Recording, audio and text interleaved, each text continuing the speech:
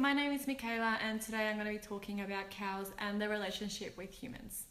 Cows are members of the family Votidae, and they are the most common type of large domesticated ungulates. Cows are social animals. Unlike people, they tend to make friends and bond to some herd members whilst avoiding others. Cows are particularly used for animals to farm because they yield multiple types of food, as well as leather for clothing and blood and dung that can be used as fertilizers. In the older times, cows were used as working animals to pull carts and to plough fields. They occupy a unique role in human history, having been domesticated since at least the early Neolithic age. The use of oxen for traction power may have been crucial in the development of large-scale farming in this era. Thus, cows were amongst the first animals to be domesticated, and humans have shaped the genetics so that their behavior allows them to cope in a custom environment. In some regions, especially Nepal and most states of India, the slaughter of cows is prohibited and their meat may be taboo. In Hinduism, the cow is thought to be sacred or deeply respected. The reason has to do with the cow's agricultural uses and gentle nature. However, sometimes these laws are poorly enforced, and local officers are often bribed to turn a blind eye to both the cruelty and the slaughter of these animals. In every other part of the world, challenges with welfare include, but are not limited to, mutilations without anesthetic, transportation to slaughter. Cows are crammed into trucks where they typically go without food, water, or rest for the duration of the journey, which can sometimes be days. Many cows collapse in the hot weather or freeze in the cold.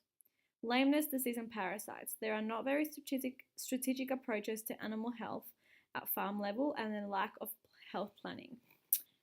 Dairy cows have been genetically selected to produce up to 12 times the amount of milk needed to feed her calf.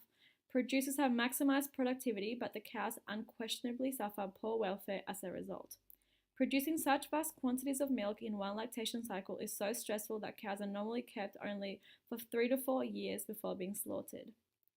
Calves are generally separated from their mothers shortly after birth and killed for veal or raised artificially for herd replacement. This separation causes both mother and offspring to suffer emotionally and physically. In 2012, an international group of eminent neuroscientists signed the Cambridge Declaration on Consciousness, which confirmed that many animals, including all mammals and birds, possess the neurological substrates that generate consciousness.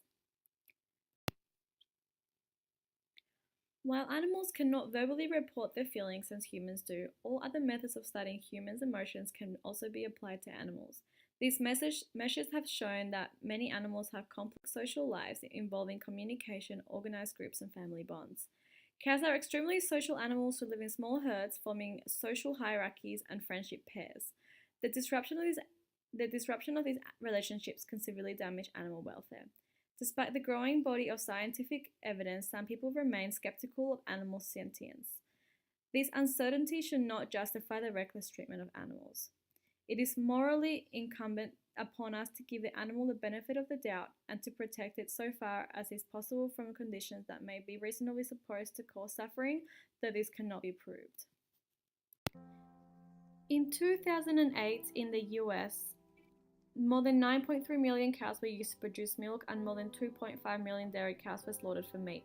These cows are intensely confined, continually impregnated, and bred for high milk production with little concern for the well-being. In 2010, 34.2 million cattle were slaughtered for beef in the United States. Often beginning their short lives on rangeland, calves are soon separated from the nurturing mothers and endure a series of painful mutilations. Before they are a year old, young calves endure a long and stressful journey to the feedlot, where they are fattened on an unnatural diet until they reach a market weight and are sent to slaughter. Personally, it does not seem like they have any rights. Their lives are pre-planned for them, and usually an unpleasant one. Their needs matter just as much as the next animals. In the last few decades, there has been a consolidation across the livestock industry, with a decline in the number of farms and an increase in the average number of livestock per farm. The proportion of animals kept in large herd sizes has particularly increased.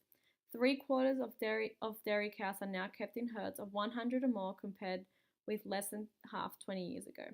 Supply and demand has definitely had an effect on this throughout the years.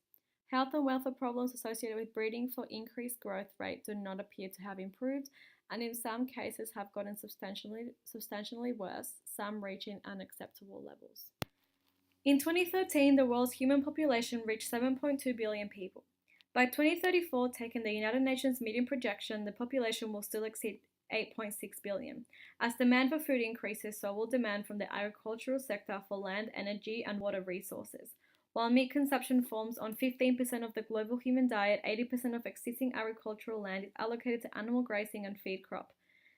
In the cows and other farm animal interests, the best solution in the future would be a significant decrease or end altogether the consumption of animal products.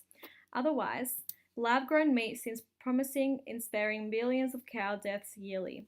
Ideally, cows will be kept on recreational farms living long, happy, and healthy lives. Thank you.